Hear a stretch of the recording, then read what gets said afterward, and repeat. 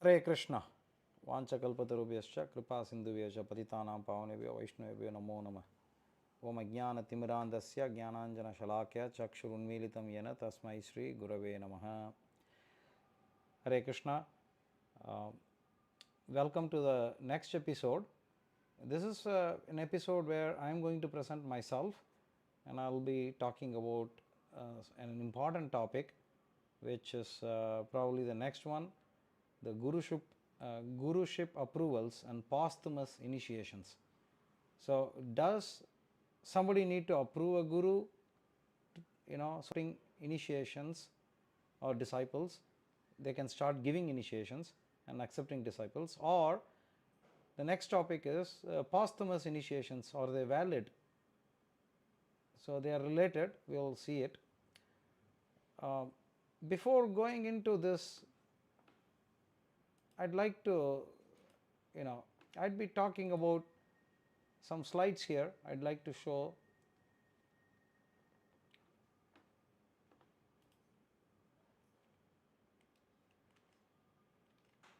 So this will be a method where I'll talk as well as show some slide, so that because there are some data that I would like to show, and then I come back and switch back to talking. So this is something neither a PPT presentation nor it is a direct talk show. I mean, it's a combination. So I'd like to do this because we got to cover this. This is so important that so many devotees are confused. They really, I'm getting really so a flood of messages, and so many are really asking for these questions. Can GBC approve? Is there a Shastra Praman? They explicitly wanted me to show Shastra Praman, where in Shastra it is shown that a Vaishnava's approval is needed before a guru can accept disciples, and where in Shastra that it's prohibited, or actually there is a clear indication that there is no way a guru who has left our presence, that is, we cannot stop we cannot see him, we cannot interact him with our physical senses. Such a guru, we cannot utilize such a guru to get initiated. So this is something very deep. We'll without wasting, without waiting for much more time, I'll go to the slide. So the first thing that we need to understand here is, what is the basis to decide? This actually, speaking of which, how can we decide? It's my interpretation versus, the viewer's interpretation, this person's interpretation. Everyone is interpreting Srila Prabhupada, saying Prabhupada's final order. Some of them are saying this is Prabhupada's final order. Some of them are saying, no, that's not the July 9th letter is not the final order. So between two statements of Prabhupada, can we really come to a conclusion whether your interpretation is correct or my interpretation is correct? And that's where we will see this Aikya principle will work. The Aikya principle says, we have seen this, Narottama-dasa Thakura has sung, Sadhu Shastra Guru Vakya Chitete Kariya Aikya. This is the principle, that the Sadhu Vakya, the Shastra and the Guru Vakya must all be aligned. Now one may say, well, you are saying this, did Prabhupada approve this? Actually, Prabhupada employed this, as stated very clearly in his Madhya Leela 20.352 purport, Chaitanya Charitamrita. One should accept a thing as genuine by studying the words of the saintly people, the spiritual master and the Shastra. The actual center is the Shastra, the revealed scripture. If a spiritual master does not speak according to the revealed scripture, he is not to be accepted. Similarly, if a saintly person does not speak according to the Shastra, he is not a saintly person. The Shastra is the center of all. There is another, you can see, another purport. Prabhupada says pretty much the same thing. Narottama-dasa Thakura says, Sadhu Shastra Guru Vakya Chitete Kariya Aikya. One should accept as one's guide the words of the sadhus, the Shastra and the Guru. A sadhu is a great personality like Sri Chaitanya Mahaprabhu. The Shastras are the injunctions of the revealed scriptures. and the Guru or the spiritual master. Here Prabhupada is saying one's own spiritual master with whom one can confirm the scriptural injunctions. That means you can see here, accepting the guidance of these three is the actual way of following the great personalities, Mahajanas, for real advancement in life. Mahajano enagata sa pantaha. So, we have often heard this Vartishta, Shrutayo Vibhinna, Nasyo Yasya Rishir Na Bhinnam, Dharmasya Tattvam Nihitam Guhayam. And then the last one is Mahajano Enagata Sapantaha. So everybody uses this verse and says, let's just follow Prabhupada. Why are you speculating?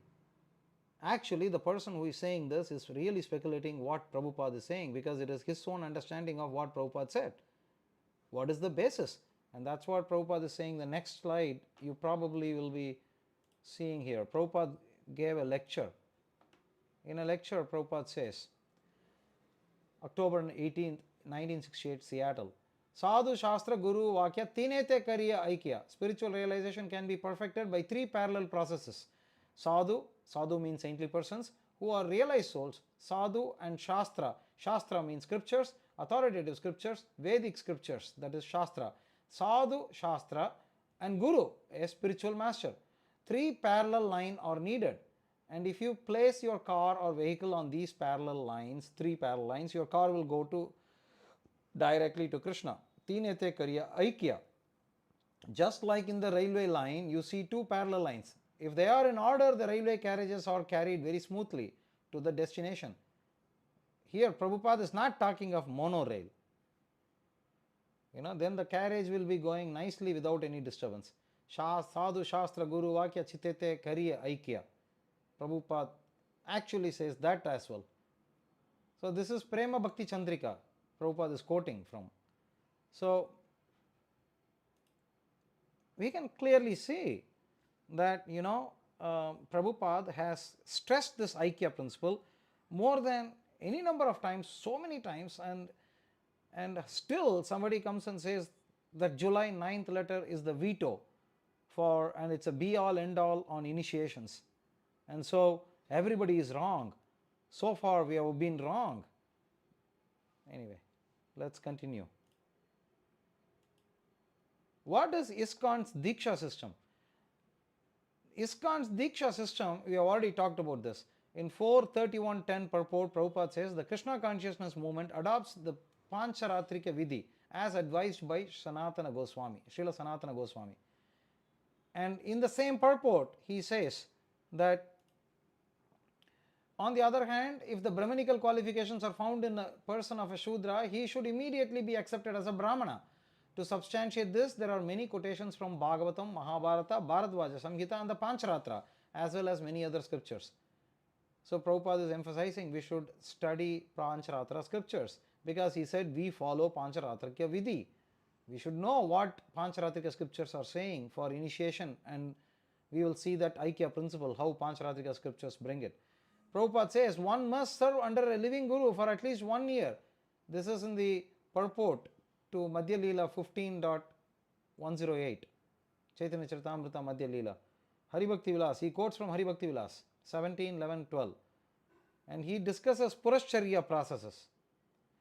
And one more purport, Prabhupada says, although the Hare Krishna mantra is powerful by itself, a disciple upon initiation receives the mantra from his spiritual master. For when the mantra is chanted by the spiritual master, it becomes more powerful. Srimad Bhagavatam 4:24-32. We will see for each of these three statements, we will see that Pancharatrika scriptures have evidence. I move on to the next slide. Okay. How is this Aikya principle done? Guruship. There are, applying the Aikya principle, Guruship, rubber stamp, validity of Ritvikism, of posthumous initiation. So these are the two topics we are going to apply the Aikya principle and align the Sadhu Vakya, the Guru Vakya that Srila Prabhupada said in those lectures with Shastra Vakya.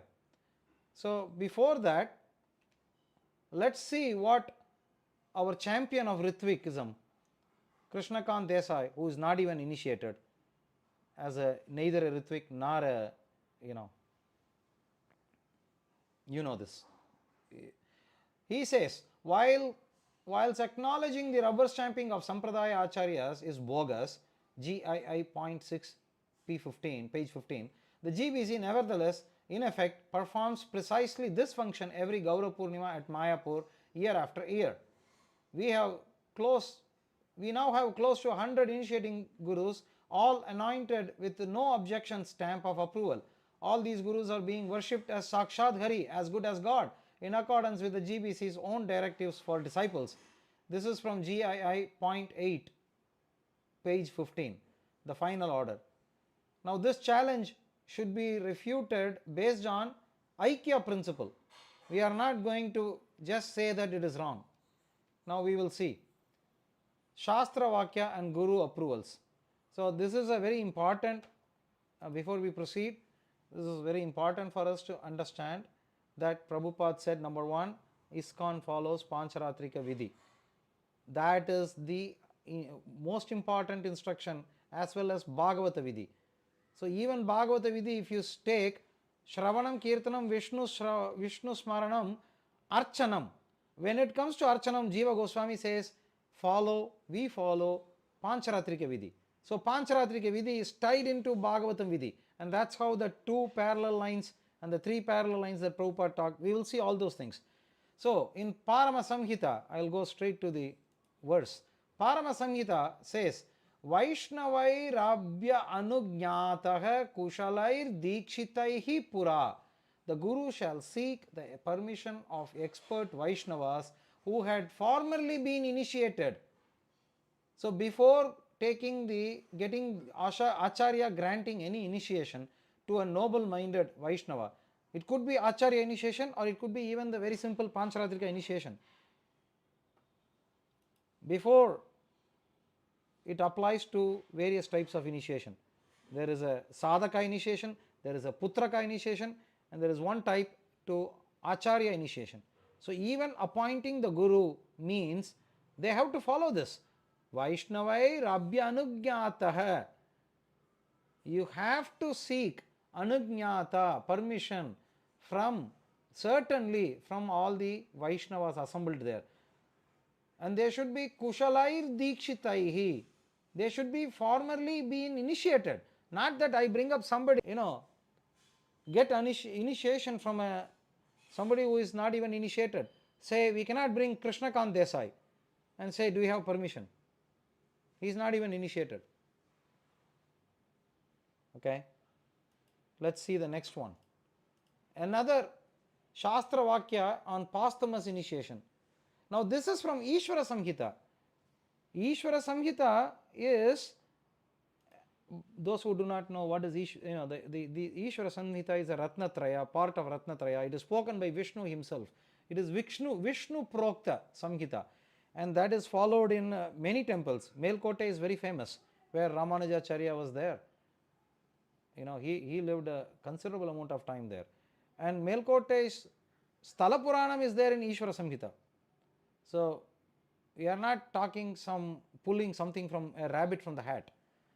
So here it says Panchasamskara Vidihi. Whenever the Guru wants to do Panchasamskara, Ata Shishya Vai Kuryat Samskaran Pancha Cha Kramat Tapa Pundra Tata Nama Mantra Yogascha Panchamaha Tatra Tapa Vidanam Tu Shrunudvam Munipungavaha. So he is saying the Tapa Pundra Nama Mantra Yaga is the 5 samskaras. That's called Panchasamskara. This is what Prabhupada is giving to us. He gives us the Tapa Samskara is the tilak that we get, the Kantimala, and we are supposed to imprint Hare Krishna here. You can see, you can read Jiva Bhaktivinoda Thakur writings. He has written many articles, and Chaitanya Mahaprabhu was very particular. Originally, Tapa Samskara is done with hot stamps of Chank Chakra. But we see here in this verse also. But Chaitanya Mahaprabhu is very merciful. He gave us for Kali Yuga people. We can print Hare Krishna in our certain places. Whether we are doing it or not doesn't matter, but that provision is there. And Pundra, the Dwadasha Tilak, Keshvaya Nama, Narayana, Madhavaya Nama, Govindaya Nama, Vishnuvaya Nama, 12 places we decorate. This we say with Pranava, Om Keshvaya Nama, Om Narayana Nama, right? That is given by the Guru. Pundra, Nama, he gives a Dasya Nama. I already talked in one of my previous videos how to get the name, and how in Bharadwaj Samhita it is very clearly said that the Guru and disciple should worship together, and Harinama should be, the Guru thinks of the name best suited for the disciple and he makes a Harinama, he invokes that Lord into the sacrifice personally, and then he worships with the disciple, and then he says, you serve this Lord, and that's how he gives a Dasya Nama. And then mantra, we get Hare Krishna mantra. Hare Krishna mantra is a Tantra mantra. We will go through another slide to prove that. I already have given that slide. You can check out ISKCON Scholars Board other presentations. I have already given a presentation on how Hare Krishna mantra is a Tantra mantra. And then Yaga is the worship method that we are given after initiation, must offer food to at least to the Guru actually, and the Guru will offer to the picture even if you don't get second initiation. That's why Guru is needed, a living Guru. Even though we don't have every day we have to go to the living Guru and offer to the Guru, and the Guru will offer. But in our case we use a Guru's picture. It is not the same as keeping Prabhupada's picture alone and claiming, because we are not initiated by Prabhupada. That's what we are going to see the next one. And the next line says, read here carefully, Acharya Vaishnavan Sabhyan Pujya Tesham Anugnaya. So another Shastra is also saying that among the assembled Vaishnavas should be approached. You should worship them and you should definitely get from them the permission. It is saying Pujya. Somebody is saying, why are you worshipping your Guru? You should be worshipping only Prabhupada. Here the Shastra says worship even the assembled devotees. That is why the Aikya Principle is so important. I'll come back to that. Gatva Kunda Samipam tu Shishyena Sahito Guru. After that he has to go to the fire sacrifice place with the Shishya. And then what he has to do? Chakra Shankau Samabhyacharya Tattan Mantra Pratishtitau Purvam Swaguruna Dattau Swadikshas Vashare Dvijaha.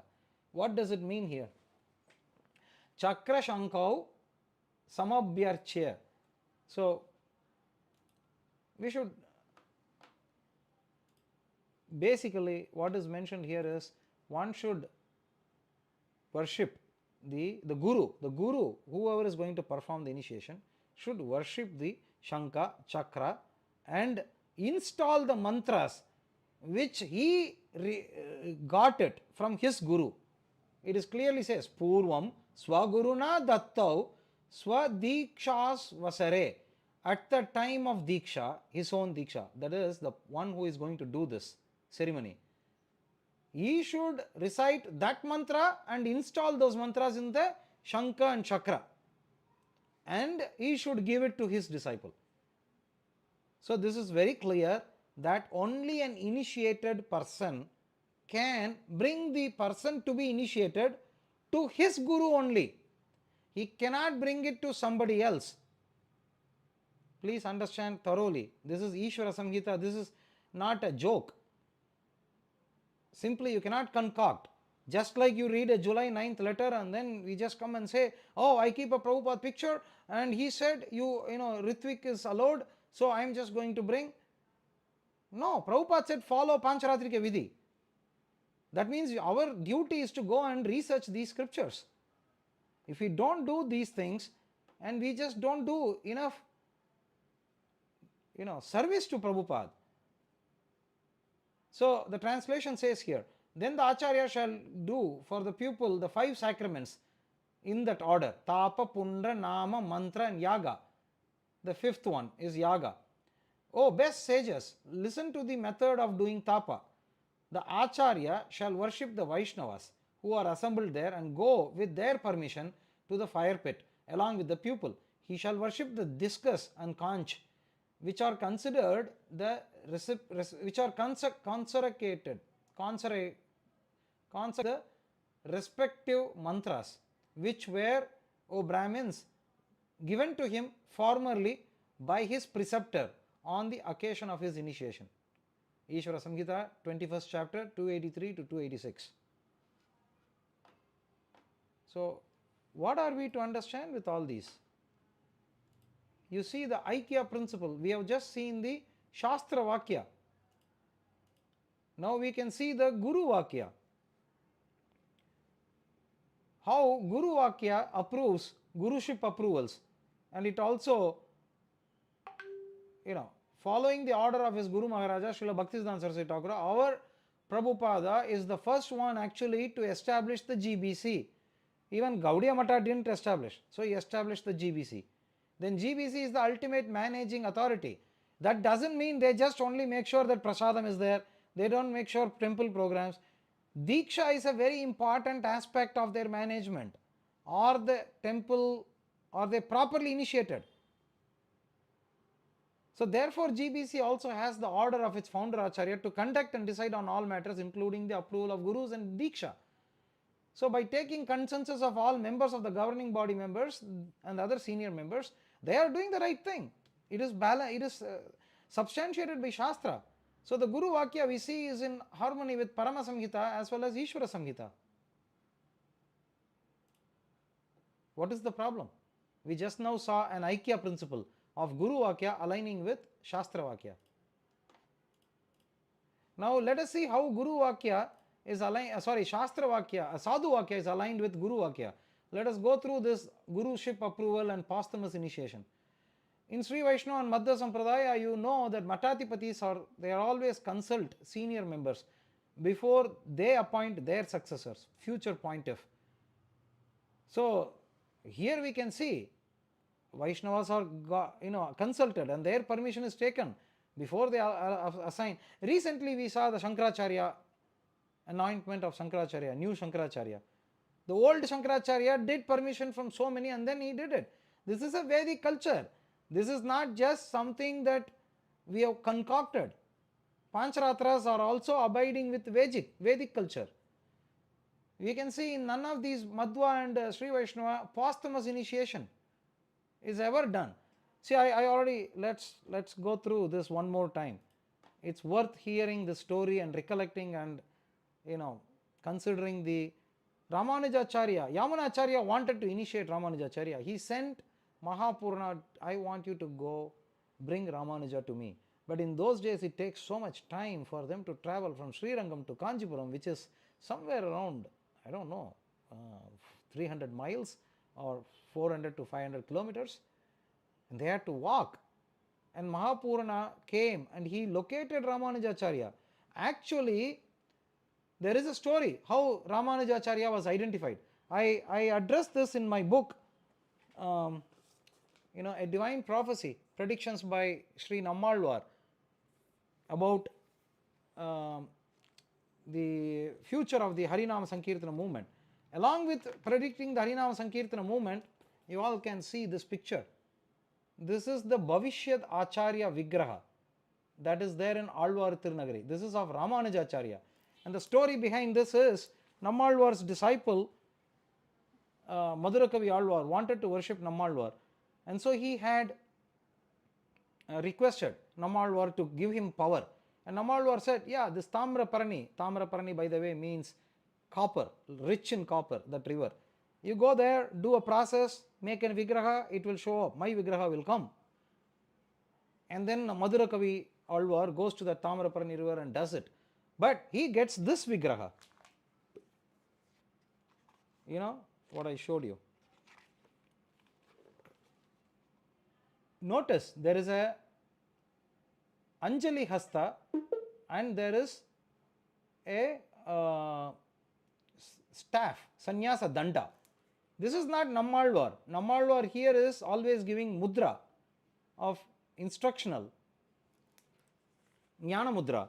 But then he comes back to Nammalvar and says, Swamin, I asked for your Vigraha, but what is this Vigraha?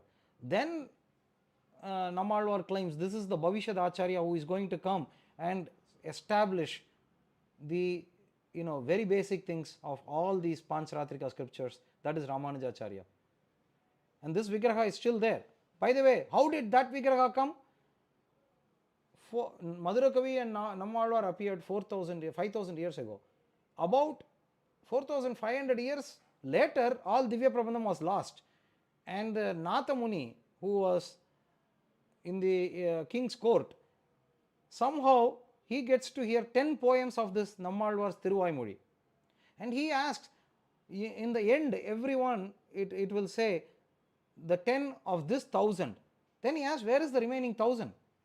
And the poets who came, he said, no, somebody gave this in parampara to us. We only have this much. We don't know. Then Natha Muni meditated on Madhurakavi Alvar. Because Madhurakavi, you see here, he didn't meditate on Nammalvar. He recited the verse 13 poems compiled by Madhurakavi Alvar, who is the disciple of Nammalvar, to seek the entire Divya Prabandham.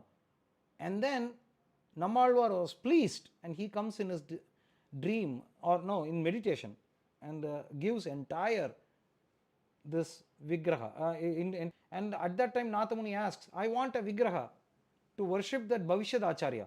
He tells, and Nammalvar gives that Bhavishad Acharya Vigraha by instructing a Stapati in his dream, and he cast that Vigraha which I showed here. In this Vigraha comes in hereditary to Yamunacharya, and Yamunacharya, who is grandson of Natha Muni, searches for Ramanujacharya based on this. And then these Lakshanas, and then Mahapurana brings Ramanujacharya. By the time he comes, Yamunacharya leaves this world, and Yamunacharya's fingers were closed. Ramanujacharya was so upset. I came to see my Guru, what is this? Then he asks to the Divya Sharira which is lying down, what do you want me to do? Is your instruction for me to write a Bhashya for Vedanta Sutra? Then one finger goes up. Then is this you want me to write a Vishnu Purana commentary? Then another. So, but then Yamunacharya is not any longer there with Ramanujacharya. So Ramanujacharya had to take direct diksha from Mahapurana. So he never claimed Yamunacharya is my Guru. No Sri Vaishnavas claim that. In their Guru Parampara Pranama Mantra, you can see, we talked about this already. So Sadhu Vakya is also in harmony with Parama Samhita and Ishvara Samhita. So what do we learn from all these things? This seems to be very clear. Shastra Sadhu Guru Vakya Chitete Kariya Aikya. This is the Aikya principle that we all should be following.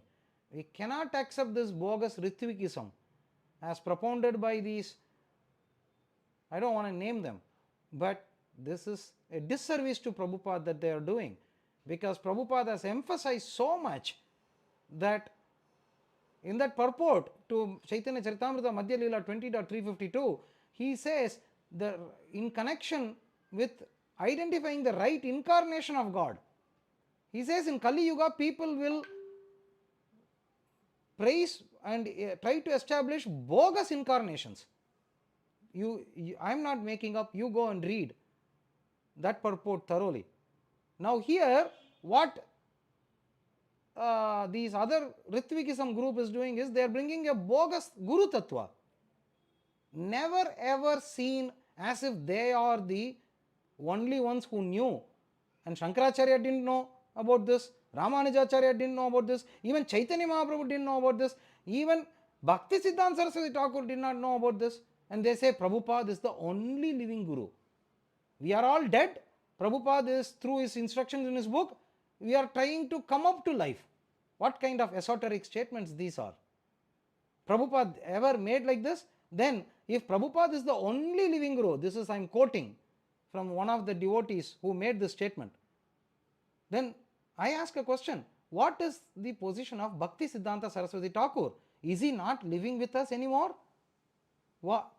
This is a claim of representing Prabhupada that divorces Prabhupada from the entire parampara, entire Vaishnavism, entire Vedic culture, makes Prabhupada a heretic.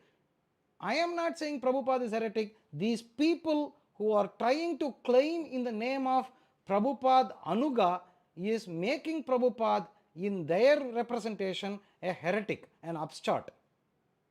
This is the most, what can I say? This is the lowest one can get, and may Srila Prabhupada forgive them, the entire Guru Parampara forgive them. And let us all pray that they will come to senses and we will all be working together in service of Srila Prabhupada. Vanchakalpatarubhyascha kripa sindhubhyaja patitanam pavanebhyo vaishnavebhyo namo namah. I beg forgiveness to all the assembled Vaishnavas if at all I made any mistake or any way I offended. That's not my intention. But Vaishnavas are para sukha sukhi, para dukkha dukhi. So that's my only hope. Hare Krishna.